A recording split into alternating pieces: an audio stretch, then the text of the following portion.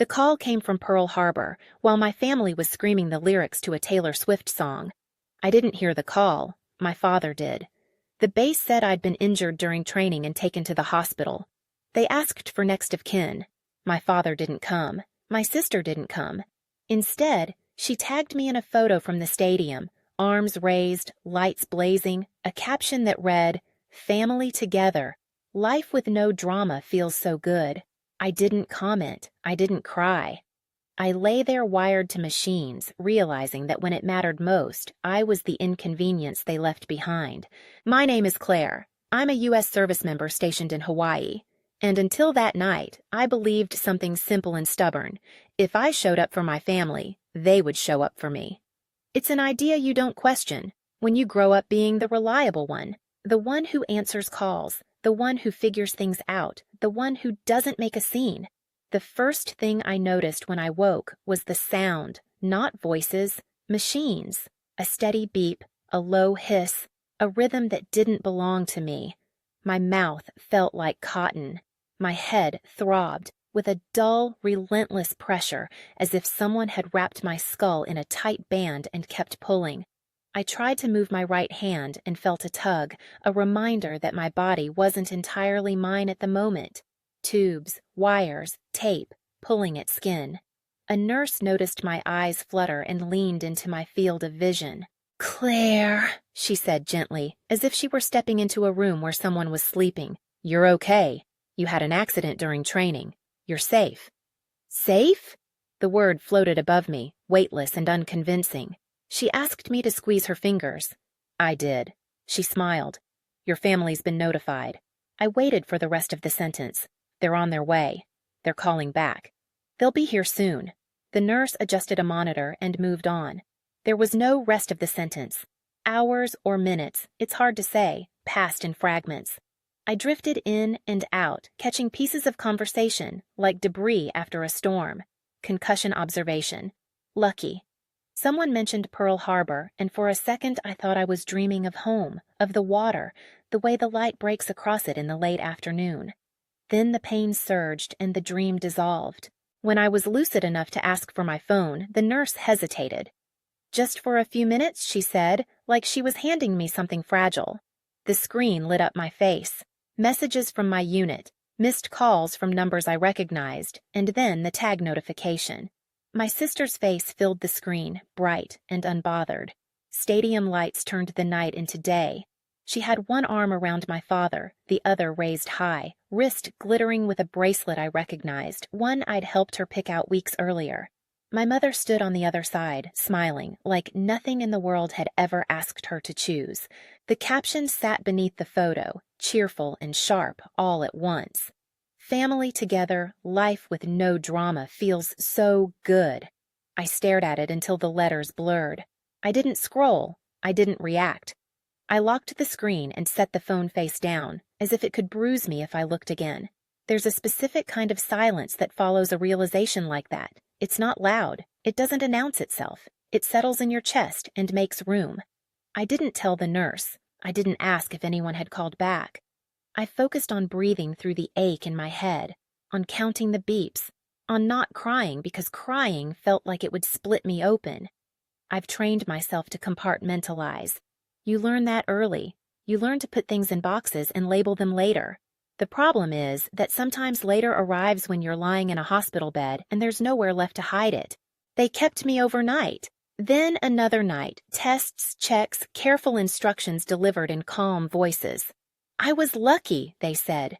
The kind of lucky that doesn't feel like luck at all, when your body is sore and your mind keeps replaying a caption you wish you could unsee. I told myself my family didn't know how bad it was. I told myself there were flights and schedules and confusion. I told myself anything that would keep the edges from cutting too deep. People don't choose concerts over their children. I thought, not really, not when they understand the stakes. On the third day, my strength began to return in small, uneven increments. I could sit up without the room spinning. I could eat half a bowl of soup. I could walk to the bathroom with help. I could check my phone again. That's when I saw the missed calls, 86 of them. They stacked up like evidence, each one time-stamped and insistent. My father's name appeared again and again, the way it does when someone has decided you are the solution to a problem. There was a single text beneath the calls, sent less than a minute after the last missed ring. "We need you. Answer immediately. Not how are you? Not are you okay? Not I'm sorry. Just need, just now, just urgency without context." I felt something inside me go very still. For years I'd answered that tone. I'd dropped what I was doing, rearranged my life, smoothed things over. Being needed had been my role. It was how I stayed connected. It was how I proved my worth. If I was useful, I belonged. I turned the phone over in my hands and watched my reflection wobble in the dark screen. I looked thinner, paler, older than I remembered feeling. The machines hummed behind me, patient and indifferent. I thought about the call from the base, the one that had reached my father. I imagined the moment, him glancing at his phone, deciding it could wait. I imagined the lights dimming in the stadium, the roar of the crowd rising, the choice made without ceremony. I didn't feel angry, not yet. Anger requires energy. What I felt was clarity. There are moments in life when the story you've been telling yourself stops working, when the excuses collapse under their own weight, when you realize that the thing you've been protecting isn't actually fragile, it's just empty. My phone buzzed again in my hand. Another call, another vibration that said, "Come fix this." I took a breath. I told myself I wouldn't rush. I told myself I would think. But the truth is, habits are hard to break, especially when you're tired and hurt and wired to machines that remind you how quickly things can go wrong. Without overthinking it, I answered. "Claire," my father said. Relief and impatience braided together in his voice. "Finally, we need." He stopped, as if remembering something, or pretending to, and that was when I understood that whatever they wanted from me had nothing to do with my accident and everything to do with what they were afraid of losing. When my father paused on the other end of the line, I could hear the calculation happening in real time. A small, almost imperceptible shift, like someone realizing they'd walked into the wrong room and deciding how to play it off. "Claire," he said again, softer this time. "How are you feeling?" It wasn't concern. It was a placeholder. "I'm in the hospital," I replied. My voice sounded thin to my own ears, unfamiliar, like it belonged to someone else. "You know that, right?" Yes, of course," he said quickly. "The base called." We were surprised. Surprised? Not worried? Not scared. Surprised like I'd shown up unannounced to a dinner party. There was noise in the background, traffic maybe, or the echo of a large indoor space, not an airport terminal anymore. They'd made it home. That realization landed heavier than it should have. "We're just trying to understand what's going on," he continued. "Things are a little complicated right now." I closed my eyes and let my head rest back against the pillow. The ache behind my temples pulsed in time with the monitor. Complicated? That word had always meant, "Please make this easier for us." "You didn't come," I said. I kept my tone even. I'd learned a long time ago that emotion only gave him something to argue with. There was a sigh, the kind that's meant to signal exhaustion, to flip the script, so the person calling is suddenly the one who needs understanding. "Claire, don't start. You know, your sister's been planning this for months. Tickets like that don't just—" "So?" "The answer is no," I said. "You didn't come." A beat of silence, then defensively, "You're strong. You always have been." "The doctor said you were stable." "They said I was injured," I corrected. "They asked for next of kin." "We knew you'd be fine," he said. And there it was, the sentence that had followed me my entire life. "You'll be fine. You always are." It was the excuse that let everyone else off the hook. I ended the call before he could pivot back to whatever he actually wanted. My hand shook slightly as I set the phone down. I stared at the ceiling, at a small crack near the corner that looked like a lightning bolt frozen in plaster. This wasn't new. That was the worst part.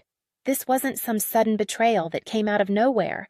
It was the natural conclusion of a pattern I'd spent years pretending not to see. 4 weeks earlier, before the accident, before the machines, before Pearl Harbor called my father, I'd been standing on the seawall near base, watching the sun drop into the water. Hawaii's sunsets have a way of making everything else feel temporary, like whatever you're worried about can wait until tomorrow. My phone rang. Dad. "Hey," I'd said, balancing it between my shoulder and ear as I stretched my neck. "What's up?" "We need your help with something," he'd said, skipping the greeting. "It's about the family paperwork."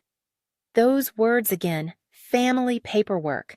They came up whenever money, property, or responsibility was involved, whenever something needed to be handled quietly and efficiently. That was my department. "I'm in the middle of a training cycle," I'd said. "Can it wait a bit?" "It really shouldn't," he replied. "It's about your grandmother's estate, just routine things. We might need you to review a couple of documents." My grandmother had died 2 years earlier. I'd attended the funeral on leave, standing stiff in my dress uniform while my sister cried dramatically into our mother's shoulder. Afterward, my father had pulled me aside and said, "Don't worry about the details. I'll handle everything." I'd been grateful at the time. I'd trusted him. "I can look at it next week," I'd said. "Then email it to me." There had been a pause. "We were hoping you could just sign off on it," he said, "to keep things simple." Simple, another loaded word. Simple usually meant fast. Fast usually meant no questions. "I don't sign things I don't understand," I'd replied, half joking. He'd laughed, but there was an edge to it. "You've always been so serious." That military mindset, I guess. Later that same week, my sister had called. She was breathless with excitement, talking over herself the way she does when she knows she's about to be the center of attention. "You are not going to believe this," she'd said. "Dad surprised us with tickets, front section, like insane seats." "Tickets to what?" I'd asked, already guessing. "Taylor Swift," she said, squealing. "The big one." "We're all going together," Mom cried. "That's great," I'd said, meaning it in the automatic way you do when you know your role in the conversation is to support, not to participate. "You should try to come," she added, almost as an afterthought. "But I know you're busy with, military stuff." Military stuff? Like it was a hobby, like it wasn't the reason I lived 3 time zones away and woke up every day with the weight of responsibility pressing down on my chest. "I can't," I'd said. "I've got mandatory training."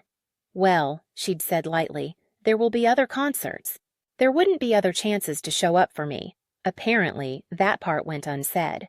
Back then, I'd brushed off the tightness in my chest. I'd told myself not to be dramatic. That was another family rule. Feelings were fine as long as they didn't inconvenience anyone else.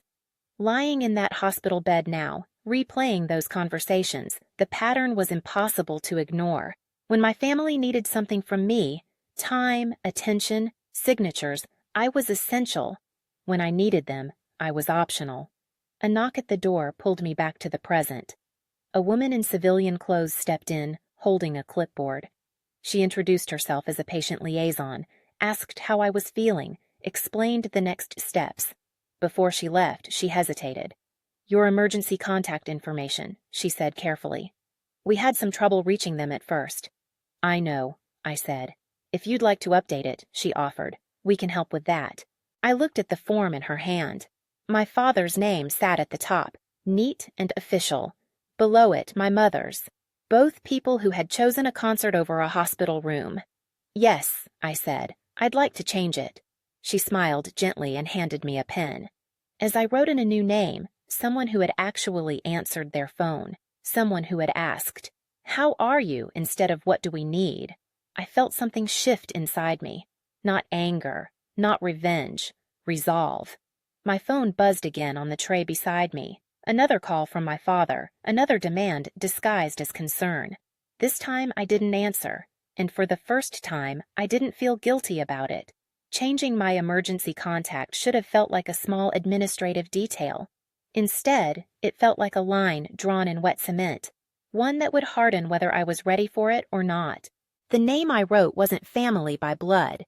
It was Maya, my closest friend on base, the person who knew my schedule better than my parents ever had. She knew when I'd been pulling extra hours, when I hadn't slept, when the headaches had started creeping in, and I'd brushed them off as dehydration or stress.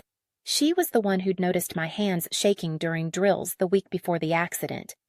"You're pushing too hard," she'd told me then, standing beside my car in the parking lot as the sun sank low and turned the asphalt gold.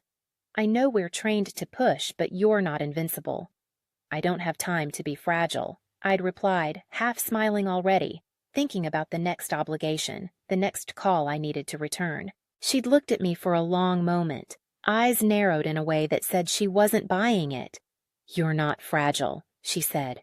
"You're tired. There's a difference." I'd waved it off the way I always did.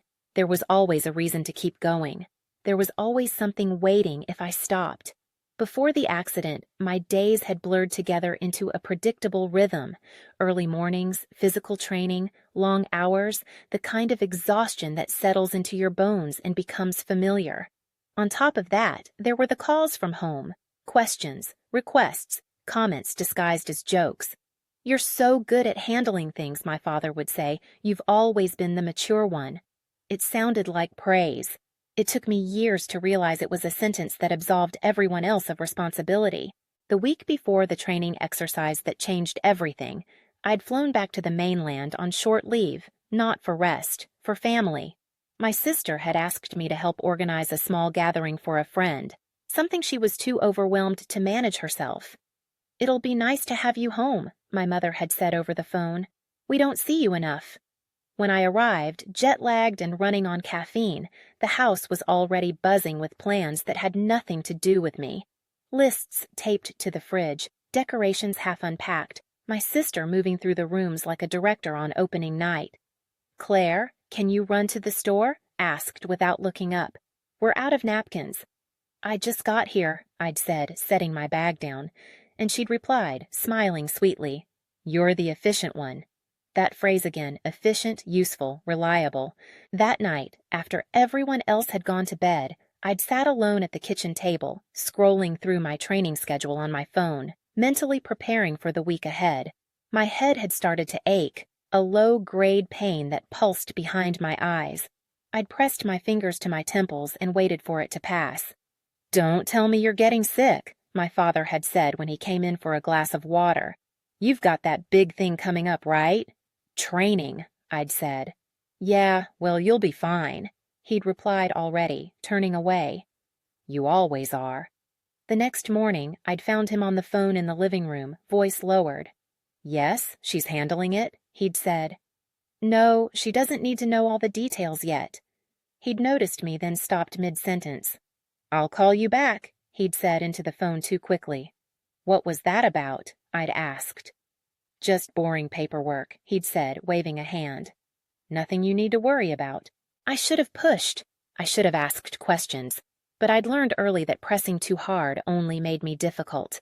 And being difficult meant being excluded. So I nodded. I always nodded. Back in Hawaii, the headaches worsened. They came in waves, sharp flashes followed by a lingering fog. I mentioned it to Maya once in passing. "You should get that checked," she'd said immediately.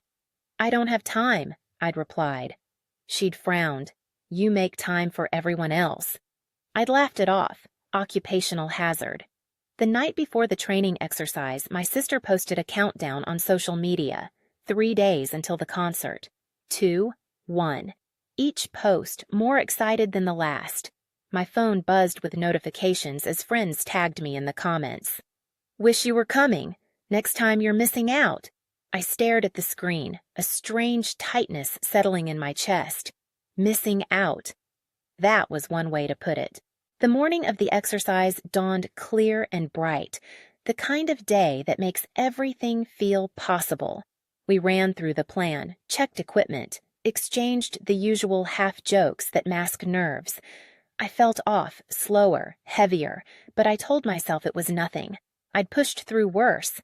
The accident itself was sudden and unglamorous. A misstep, a momentary loss of balance, a jolt that sent pain radiating through my body like electricity. I remember the sound of someone shouting my name, the sky spinning, then nothing. Now lying in a hospital bed days later, those memories replayed with an eerie clarity. The way time had fractured, the way everything I'd been carrying, expectations, obligations, silence had finally dropped all at once. My phone lit up again. Another missed call from my father. Another message followed. "This is serious. We can't do this without you." Without me? Not for me, not with me, without me. I deleted the message without replying. The liaison returned later that afternoon with paperwork explaining procedures, timelines, what to expect over the next few days. She spoke calmly, professionally. When she finished, she looked at me with a softness that surprised me. "Do you have someone with you?" she asked. I thought of the stadium lights, the raised arms, the caption. "Yes," I said, "I do." And for the first time, I meant it. As she left, I reached for my phone, not to answer my father, but to call Maya. She picked up on the first ring. "I heard you updated your emergency contact," she said. "About time." I smiled weakly. "I'm sorry." "Don't," she replied. "Just focus on getting better." "I will," I said, and in that moment, it felt like a promise I could actually keep. What I didn't know yet was that my father's urgency had nothing to do with concern and everything to do with something he was about to lose. The doctors called it a training-related accident, the kind of phrase that smooths sharp edges and makes everything sound smaller than it felt inside my body. What it meant in real terms was that I'd been lucky enough to wake up and unlucky enough to remember how close I'd come to not doing that. Pearl Harbor is usually loud. Planes overhead, engines humming, the constant movement of people who know exactly where they're supposed to be. From my hospital room, the world sounded muted, like someone had turned the volume knob down but left the tension intact. I could hear the ocean when the wind shifted just right, a distant rush that reminded me where I was and why I'd come here in the first place. A corpsman stopped by early that morning to check my vitals. He moved with the kind of efficiency that comes from doing the same careful motions 100 times a day. "You gave us a scare," he said lightly, wrapping the cuff around my arm. "Your unit was pretty shaken." "My family?" I asked, even though I already knew the answer. He hesitated just long enough to tell me everything. "We reached out," he said. "Left messages." I nodded. That was all. Later, a different officer came in, older, calm, the kind of presence that makes you feel steadier just by sharing the same space. She introduced herself, explained what the next few days would look like, asked if I had questions. I listened, asked about timelines, recovery restrictions, all the practical things. When she finished, she sat back slightly studying me. "You're handling this well?" she said. I almost laughed. Handling things well had become my brand. "Someone from your family may call," she added gently, "if they haven't already." "They have," I said, "just not about this." She didn't press. She didn't need to. People in this line of work learned quickly when to leave things alone. As the day wore on, my phone stayed quiet. No apologies, no explanations, just the occasional message from my unit checking in, offering support. Maya stopped by in the afternoon, bringing coffee and that look she gets when she's trying not to say, "I told you so." "You scared the hell out of me," she said, setting the cup down carefully. "Next time you want a break, just ask." "Noted," I replied. She pulled up a chair and sat, eyes scanning the room, the monitors, the stack of paperwork on the counter. "Have they said anything useful yet?" she asked, nodding toward my phone. "Depends on your definition of useful," I said. She raised an eyebrow. I told her about the calls, the text, the tone. "That's not concern," she said flatly. "That's panic." "Panic for what?" I asked. It was the question that had been circling my mind since the first missed call. She leaned back, arms crossed. "Only you would know that." That night, sleep came in fragments. Pain meds dulled the edges, but couldn't quiet my thoughts. Somewhere between midnight and morning, my phone buzzed again, a voicemail notification. I stared at it for a long moment before pressing play. "Claire," my father's voice said, strained now, urgency bleeding through the words. "We really need to talk. This can't wait. Please call me back as soon as you get this." No mention of Pearl Harbor, no mention of training, no mention of injury. The next voicemail came less than an hour later. "There are some documents," he said, "time-sensitive ones. We're running out of options." Documents. There it was again. In the pale light of early morning, I asked the nurse for a notebook. She brought one without comment. I began writing, not feelings, not accusations, just facts, dates, calls, requests, patterns. Seeing it laid out on paper did something strange and clarifying. This wasn't chaos, it was structure. And I'd been a piece in it longer than I wanted to admit. Around noon, a call came through from a number I didn't recognize. I let it ring twice before answering. "Claire," a man said. His voice was measured, professional. "This is Thomas Hale. I'm calling regarding your grandmother's estate." My grip tightened on the phone. "How did you get this number?" "You're listed as a beneficiary," he replied calmly. "I've been trying to reach your father, but he suggested I speak with you directly." "Of course he did. There are some matters that require your attention," Hale continued. "Given your current situation, I wanted to make sure you were aware." "Aware of what?" I asked. There was a pause, brief but deliberate, of your role. After the call ended, I sat very still. The pieces clicked together with a sickening ease. The urgency, the timing, the sudden need. I called my father back. He answered on the first ring. "Thank God," he said. "Listen, we need you to sign something. It's just a formality, but it has to be you." "I'm in the hospital," I said. "You know that?" Yes, but this can be done remotely. It's simple." "What am I signing?" I asked. Another pause, longer this time. "Claire," he said, slipping into the tone he used when he wanted compliance. "Don't make this harder than it needs to be. It's for the family." The family? The same family that had chosen stadium lights over a hospital room. "I need to see the documents," I said. His voice sharpened. "There isn't time for that." "There is," I replied. "If there isn't, that's not my problem." Silence stretched between us, taut and revealing. "Are you going to help us or not?" he asked finally. I looked around the room, the machines, the IV pole, the window framing a slice of blue sky. I thought about the call from Pearl Harbor, about the caption, about the 86 missed calls. "I'm going to help myself," I said, and ended the call. I didn't know exactly what my father was afraid of losing, but I knew one thing for certain. Whatever it was, it mattered more to him than I ever had. Once I said it out loud, "I'm going to help myself," there was no taking it back. The words echoed in the room long after I ended the call, settling into the spaces where fear used to live. I expected guilt to follow. It didn't. What came instead was a quiet, steady awareness, like the moment after a storm, when you realize the house is still standing. My phone stayed silent for almost an hour. No calls, no texts. It was the longest stretch of quiet I'd had since waking up. I let myself rest, staring out the window as clouds drifted lazily across the Hawaiian sky. It was almost unfair how beautiful the day was. Then the buzzing started again. Not just my father this time. My mother's name lit up the screen. Then my sister's. Group messages appeared, threads springing to life, like they'd been waiting for permission. "Honey, please call us. This is getting out of hand. Dad is really stressed. You don't understand what's at stake." I read them slowly, one by one, letting the words land. Not one asked how I was feeling. Not one acknowledged the accident. Everything circled the same invisible center, urgency without empathy. Maya noticed my expression from across the room. "They back at it?" she asked. "Full force," I said. She rolled her eyes. "Of course they are." I handed her the phone. She skimmed the messages, jaw tightening. "They sound scared," she said, "and not the good kind."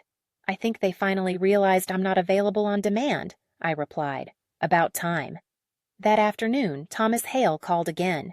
He spoke carefully, choosing his words the way people do when they know they're stepping into something personal. "I wanted to make sure you received my message earlier," he said, "and to clarify a few things." "I'm listening," I said. "Your grandmother established a trust several years before her passing. He explained it was structured to transfer certain assets directly to you, under specific conditions." My heart thudded once hard. "What conditions?" "Completion of your service obligation," he said, "and confirmation that you are acting independently." Independently. The word rang in my ears. "She was very clear," Hale continued.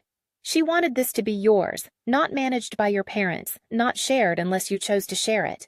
I thought of my grandmother's quiet smile, the way she used to press folded bills into my hand when my parents weren't looking, just in case, she'd say. I'd always assumed it was kindness. I hadn't realized it was foresight. Why now? I asked. Because your father recently attempted to initiate a transfer, Hale said evenly, without your consent. There it was, the missing piece sliding neatly into place. After the call, I sat in silence, absorbing the weight of it. The trust wasn't just money, it was leverage, it was freedom, and it was the reason my family had suddenly remembered how to reach me. That evening, my father showed up. I heard him before I saw him, his voice at the nurse's station, confident and familiar, as if he belonged everywhere he went. When he stepped into my room, he wore the expression he reserved for public appearances, concerned, composed, just the right amount of paternal worry. "Claire," he said, arms opening slightly, then stopping when he saw my face. "You look tired." "I am," I replied. He pulled a chair closer, lowering himself into it with a sigh that suggested sacrifice. "We've been worried sick." I didn't respond. "Your sister's taking this very hard," he continued. "The whole situation has been stressful for her," I said. He flinched just a little for all of us. "Did you come because I was hurt?" I asked. "Or because you're afraid of losing control?" His jaw tightened. "That's not fair." "Neither was leaving me here," I said quietly. Silence stretched between us, thick and uncomfortable. He cleared his throat. "Your grandmother would have wanted us to work together," he said, "as a family." "She wanted me to have options," I replied. "That's why she made the trust the way she did." He stared at me, surprised, a flicker crossing his face before he masked it. "You spoke to the lawyer?" "I did." His shoulders sagged slightly, the performance slipping. "Claire," he said softer now, "you don't understand how complicated this is." "I understand exactly how simple it is," I said. "You didn't come when I needed you. You came when you needed me." My sister burst in, then, cheeks flushed, eyes bright with something between anger and panic. "This is ridiculous," she said. "You're tearing the family apart." I looked at her, really looked, at the glitter still clinging to her wrist from the concert, at the phone in her hand, already poised to capture something dramatic. "I didn't tear anything," I said. I stopped holding it together. She scoffed. "You're being selfish." The word hit familiar and sharp. I'd worn it before. I knew how it fit. "I nearly died," I said calmly. You sang along to a chorus. Her mouth opened, then closed. For a moment, something like doubt crossed her face. Then it hardened. "You're overreacting," she said. "It was an accident." "So was your caption," I replied. "But you didn't take it down." She looked away. My mother lingered in the doorway, silent eyes rimmed with red. She didn't speak. She didn't need to. Her silence had always done enough damage on its own. "I'm not signing anything," I said, turning back to my father. "Not now, not later." He stood abruptly, chair scraping the floor. "You're making a mistake." "No," I said. "I'm making a choice." They left soon after, not with apologies, not with understanding, with frustration and unfinished sentences, and the certainty that the dynamic had shifted in a way they couldn't control. When the door closed behind them, Maya exhaled. "Well," she said, "that was something." I leaned back against the pillows, exhaustion washing over me. "It's not over," I said. She nodded. "No, but it started." As night fell, I stared at the ceiling again, at the crack shaped like lightning. For the first time since the accident, I felt something close to peace. Not because things were resolved, but because they were finally honest. And honesty, I was learning, had a way of changing everything. The night after my family left the hospital felt quieter, like it was holding its breath. The monitors still hummed, nurses still passed by, but something fundamental had shifted. The tension that had been wrapped around my chest for years loosened just a fraction, enough to breathe. I slept better than I had since the accident. Not deeply, pain has a way of keeping one eye open, but without the constant jolts of anxiety that had haunted me since waking up. When morning came, sunlight spilled across the floor in a thin golden line, stopping just short of my bed. I watched it for a long time, letting the warmth soak in. Thomas Hale called mid-morning. His voice was steady, professional, unchanged by the drama of the night before. "I wanted to check in," he said, "and to make sure you're comfortable with the next steps." "I am," I replied, "and I meant it." He explained the details carefully, laying everything out with the precision my father had never offered. The trust wasn't extravagant in the way people imagine when they hear the word. It wasn't a lottery ticket or a secret fortune. It was something far more meaningful, enough to change a life quietly, enough for a home, enough for security, enough to say no. "Your grandmother called it your safety net," Hale told me. "She worried about you being the one who always gave." I closed my eyes, imagining my grandmother sitting at her small kitchen table, glasses perched on her nose, thinking several moves ahead while everyone else was focused on the present. She had seen this coming, maybe not the accident, not Pearl Harbor, but the pattern, the imbalance, the way love in our family had always come with conditions. "What happens if I do nothing?" I asked. "Then nothing changes," Hale said. "Your father continues to push. You continue to deflect. The trust remains untouched." "And if I take control?" I asked. "Then it becomes yours," he replied simply, "in practice, not just on paper." After we hung up, I asked the nurse to wheel me down to the small courtyard outside the ward. The air smelled like salt and flowers. A palm tree cast shifting shadows across the concrete as the breeze moved its leaves. Maya joined me carrying 2 cups of bad hospital coffee. "You look lighter," she said, handing me one. "I feel different," I replied. "Not lighter, clearer." She nodded. "Clarity can be dangerous. People don't like it when you stop playing your part." As if summoned by the thought, my phone buzzed again. A text from my father. "We need to talk. Just you and me. No lawyers, no interference." I stared at the message, the old instinct rising, the urge to smooth things over, to compromise, to meet him halfway, even when halfway was still too far in his favor. I let the feeling pass. "You can talk to my attorney," I typed back. "I'm focusing on my recovery." The reply came almost immediately. "This isn't what your grandmother would have wanted."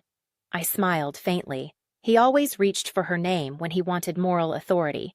He didn't know that she'd already spoken for herself. Later that day, my mother called. I almost didn't answer. When I did, her voice was small, hesitant. "I didn't know how bad it was," she said. "Your father didn't tell me everything." "You were notified," I replied gently. "You chose not to come." There was a sniffle on the other end of the line. "Your sister was so excited. We didn't want to ruin the trip." Ruin the trip? I'd nearly lost my life, and they'd been worried about ruining an experience. "I'm not asking you to feel guilty," I said. "I'm asking you to understand." Silence stretched between us. Then quietly, "I don't know how to fix this." I considered the question carefully. "You don't fix it with words," I said. "You fix it by showing up over time, if you want to." She didn't answer right away. When she did, her voice was barely above a whisper. "Your father is very upset." "I know."